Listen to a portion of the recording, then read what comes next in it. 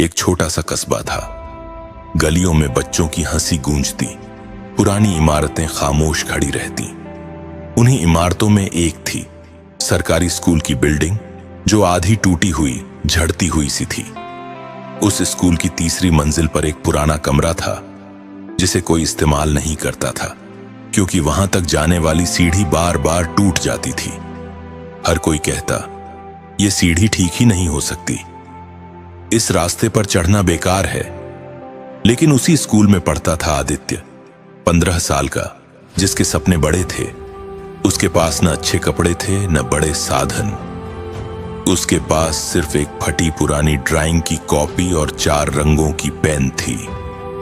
एक दिन आदित्य ने देखा कि बच्चे उस टूटी सीढ़ी को देखकर डर जाते हैं। कोई ऊपर जाने की हिम्मत नहीं करता।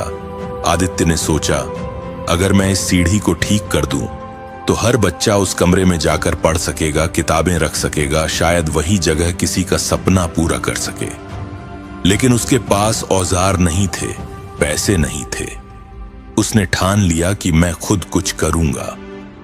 हर रोज स्कूल से लौटते वक्त वह गली के कबाड़ वाले से टूटे फूटे लकड़ी के टुकड़े, जंग लगी लोहे की पट्टियां और कीलें मांग लाता। लोग हंसते, अरे ये लड़का पागल है, सीढ़ी क्या दुनिया भी ठीक नहीं कर पाएगा। लेकिन आदित्य ने उनकी बातों पर ध्यान नहीं दिया। उसने छोटे छोटे हथौड़े, पुराना हथियार उधार लिया और सीढ़ी को जोड़ना शुरू किया। पहले दिन लकड़ी टूट गई, दूसरे दिन पट्टी निकल गई, तीसरे दिन उसका हाथ घायल हो गया। उसकी हथेली से खून निकला, लेकिन उसने पट्टी बांधी और फिर से कोशिश की। लगातार असफल होते होते एक दिन वह बैठ गया। उसके मन ने कहा, शायद सब सही कहते हैं, यह सीढ़ी कभी नहीं बनेगी, मैं क्यों कोशिश कर रहा हूं। उसकी आंखों में आंसू आ गए। वह खिड़की के पास बैठा और बाहर आसमान की ओर देखा।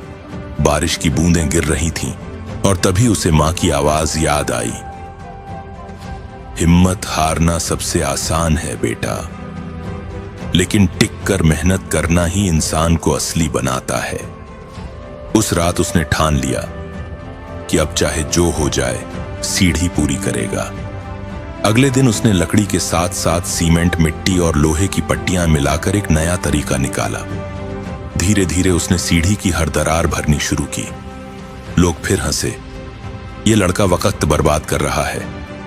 लेकिन आदित्य का जवाब सिर्फ उसकी मेहनत थी। एक रविवार की सुबह जब सूरज की किरणें पुराने स्कूल की दीवारों पर पड़ी, आदित्य ने आखिरी कील ठोकी। उसने गहरी सांस ली और सीढ़ी पर चढ़ने लगा। पहली सीढ़ी, दूसरी सीढ़ी, तीसरी सीढ़ी, वही टूटी हुई कमजोर सीढ़ी अब मजबूत खड़ी थी। वह ऊपर पहुंच गया। नीचे खड़ी उसकी मां और बाकी बच्चे उसे देख रहे थे। मां की आंखों में आंसू थे, गर्व के। बच्चों के चेहरे पर चमक थी, प्रेरणा की। उस दिन से वह सीढ़ी सिर्फ लकड़ी और लोहे की नहीं रही, वह बन गई उम्मीद की सीढ़ी। हर बच्चा उस पर चढ़कर पढ़ने गया।